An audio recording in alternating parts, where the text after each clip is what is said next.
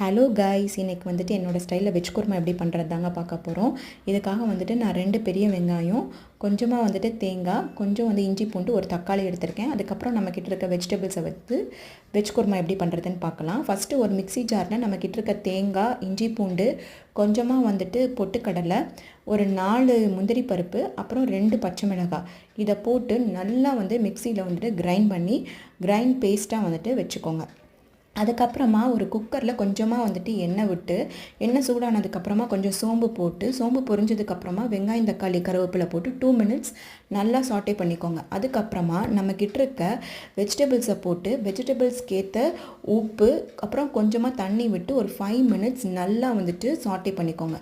அதுக்கப்புறமா நம்ம அரைச்சி வச்சுருக்க அந்த பேஸ்ட்டு, அதுக்கப்புறம் 1/2 ஸ்பூன் மஞ்சத்தூள், 1/2 ஸ்பூன் மிளகாய்த்தூள், 1/2 ஸ்பூன் கரம் மசாலா இதை போட்டு நல்லா மிக்ஸ் பண்ணிக்கோங்க. தேவைக்கேற்ப தண்ணி ஊற்றிக்கோங்க. நல்லா கொதிக்க வைங்க. அதுக்கப்புறம் டேஸ்ட் பண்ணி பாருங்கள்.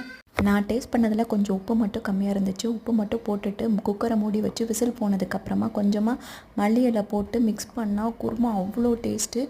நீங்களும் உங்கள் வீட்டில் ட்ரை பண்ணி பாருங்கள்.